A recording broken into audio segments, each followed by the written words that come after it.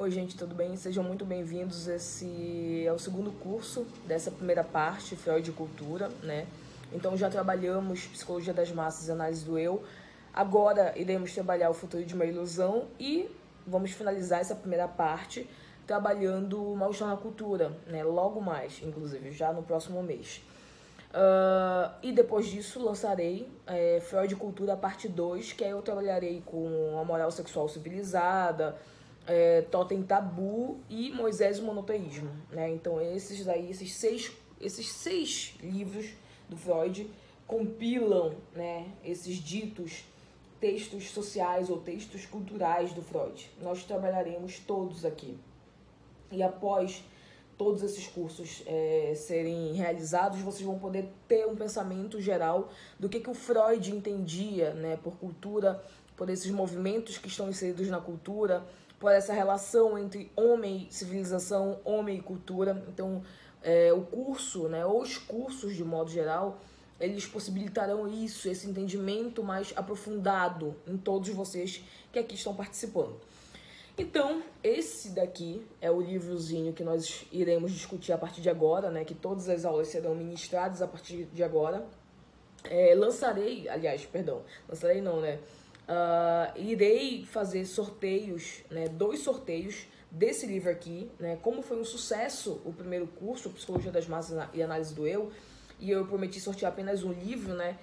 E como, enfim, teve milhares de inscrições, o que eu fiz agora? Eu vou sortear 2 livros, né? Então, para que, enfim, mais pessoas participem nesse sentido e pelo menos mais uma pessoa tenha a oportunidade de ganhar o livro, não somente uma, né? Espero que, inclusive, agora nesse segundo nós tenhamos o mesmo público e amplie, se necessário for, o público que nós tivemos lá no primeiro curso, né? No Psicologia das Massas, Análise do Eu, que já foi muito bom, de modo geral. Obrigada, inclusive, por isso, que você que estava lá e continua aqui, né? E você que chegou agora, seja bem-vindo também.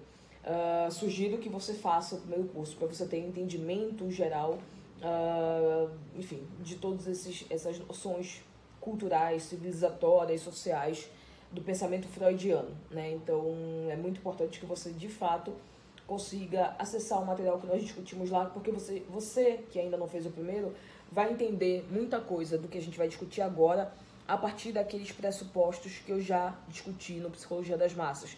Então, só para vocês terem uma noção, um dos objetos de estudo do Freud, né, ali no Psicologia das Massas, é justamente a igreja, e que vai ser palco privilegiado aqui nessa discussão do Freud com a religião, né?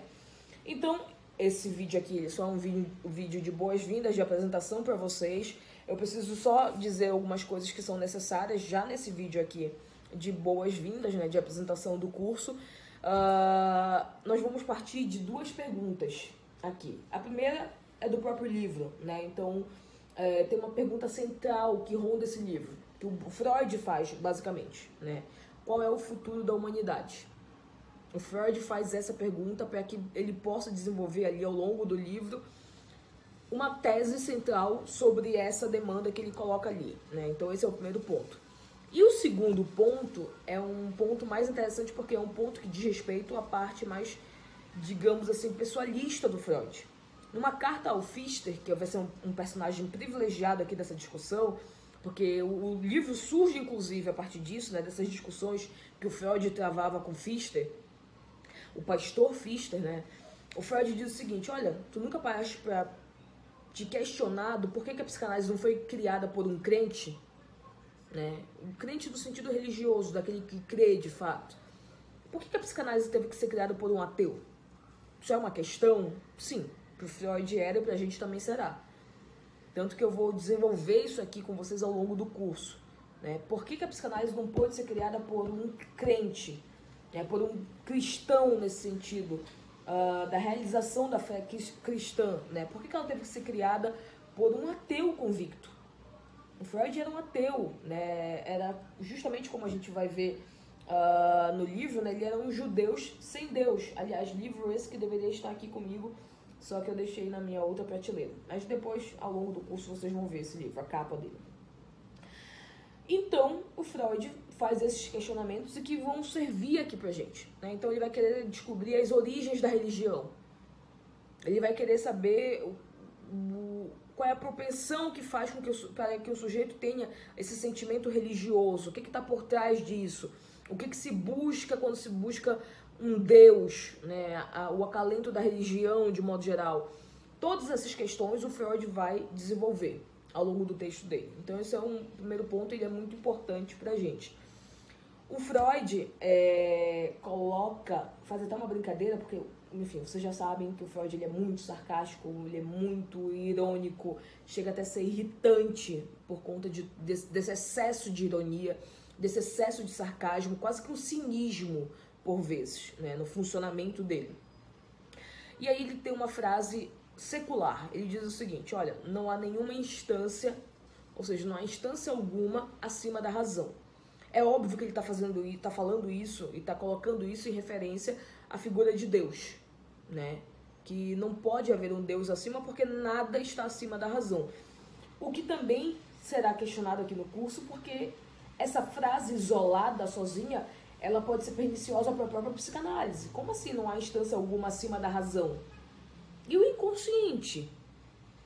Mas isso é só para deixar com que vocês fiquem aí curiosos, porque nós responderemos isso. Nós acessaremos, inclusive, esse tipo de pensamento, né? Essas frases soltas, isoladas ali, que chamam a atenção. Mais do que isso, ou seja, mais do que esse livrinho aqui, entre milhões de aspas, é a mesma coisa que eu falei lá no Psicologia das Massas. Não fiquem presos ao tamanho e à espessura do livro. O conteúdo que tem aqui é absurdamente denso, né? Que você, somente com uma leitura rápida e rasa, jamais conseguirá ter totalmente acesso. Você precisa ir e vir e pegar as referências que o Freud utiliza aqui para conseguir tentar, na verdade, montar um pensamento sobre a tese que o Freud está desenvolvendo aqui. É o primeiro ponto. Mais que isso, né, mais que esse livro aqui, nós vamos trabalhar esse livro aqui, que são as cartas do Freud com Pfister, né? Nós vamos entender, de modo geral, o que eles dois discutiam nessas cartas e por que isso serviu de ensejo ali para o futuro de uma ilusão, né? Então, olha só, que interessante o título desse livro, né? Cartas entre Freud e Pfister, um diálogo entre a psicanálise e a fé cristã. Esse livrinho aqui, né, esse grande pequeno livro, também servirá de base aqui para os nossos estudos. Fora isso, eu vou abordar ao longo do curso, de uma maneira ou de outra, ainda não decidi se vai entrar como aula de fato ou se vai entrar como bônus, muito provavelmente entrará como bônus. Eu vou abordar esse livro aqui do C.S. Lewis, né? Cristianismo puro e simples, tá? Porque nós teremos uma leitura de alguém que vivencia isso, que conhece isso a fundo, né? Um cristão de fato. Então isso também vai ser interessante para ver como é que esse sujeito ele pensa e como é que a gente pode pensar isso em relação à psicanálise. Então esse livro aqui ele entra em rota aqui pra gente, tá? Do C.S. Lewis.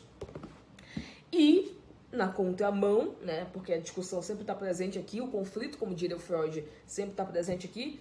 Eu vou utilizar também esse livro aqui, vou abordar esse livro aqui, que é um livro de um grande ateu conhecido e, enfim, que se vangloria, né, de ser um grande ateu, que é o Christopher Hitchens, né? Então o Hitchens aqui com esse livro Deus Não é Grande e Como a Religião Envenena Tudo, ele vai mostrar aqui o ponto de vista dele e nós vamos tomar esse ponto de vista dele para discutir também, tal como nós iremos fazer com C.S. Lewis, né? Mais do que isso, eu fiz um curso há algum tempinho atrás, acho que um mês atrás, inclusive com o professor Vitor Salles Pinheiro, né, um grande professor de filosofia, e o curso dele foi sobre a psicologia moral tomista, né? Então ele vai mostrar ali como é que as virtudes na vida humana, como é que elas podem levar a uma vida mais elevada e etc. E ele toma a psicologia de São Tomás de Aquino, né? Por isso que é a psicologia moral tomista. E a base para o curso dele foi esse livro aqui, ó, A Praxis da Psicologia, né? A partir de São Tomás de Aquino, exatamente. Então eu vou pegar o Echevarria, que é o autor desse livro, ele vai discutir de que maneira, determinados autores, inclusive o Freud, né? Ele vai fazer uma crítica ferrenha ao Freud e alguns outros autores dentro da psicologia. E quando eu tô colocando aqui o Freud na psicologia, é porque ele coloca a psicologia enquanto estudo da alma, né, do ser humano e etc. Não necessariamente somente da ciência fechada, porque senão a gente teria que tirar a psicanálise dali.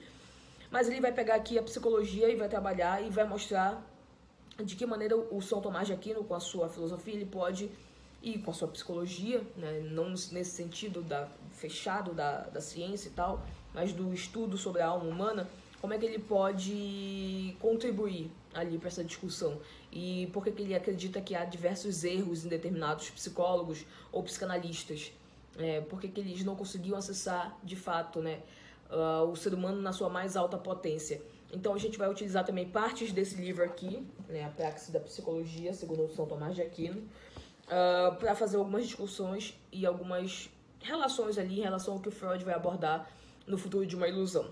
Tudo bem? E fora esse, por óbvio, esse eu já posso dizer de antemão que será um bônus. Eu vou fazer análise do livro do Peter Gay, né, Freud, um judeu sem Deus. Então, mostra o que era a judeidade do Freud, a relação dele com a religião do judaísmo, né, enfim. Mostrar como é que isso pôde ter algum tipo de relevância no campo da psicanálise ou não, né? Como era a relação do Freud com o pai, que era um judeu convicto ali, pelo menos em um determinado momento. Enfim, como é que tudo isso, e do porquê que surgiu esse nome, basicamente, né? Freud, um judeu sem Deus, né? Como é que tudo isso teve alguma relação com a própria criação da psicanálise. Então, isso também entrará como bônus no curso. Então, já posso dizer de antemão que vocês têm aí vários bônus, sejam essas discussões que serão travadas aqui entre autores antagônicos, né? Seja a própria análise do livro do Peter Gay, a análise das cartas trocadas entre o Pfister, que era o pastor, e o Freud, né?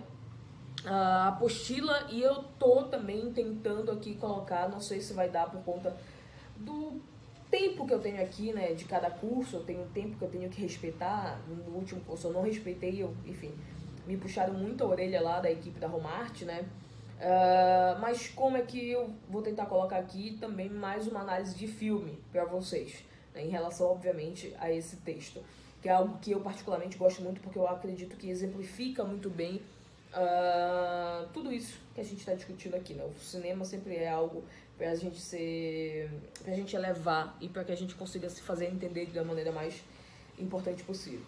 Tudo bem? Então, bom, sejam bem-vindos. O curso começa agora. É um livro muito denso, inclusive, a gente vai ver isso.